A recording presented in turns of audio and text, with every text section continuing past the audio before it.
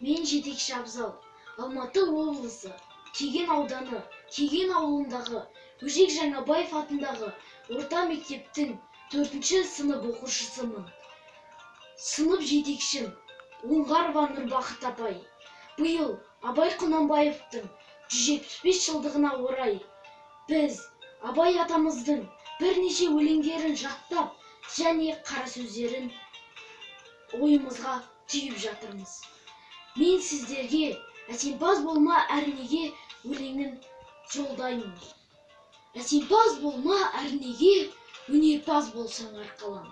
Сен де бір кірпіш дүниеге, кетігін таптап арқалан.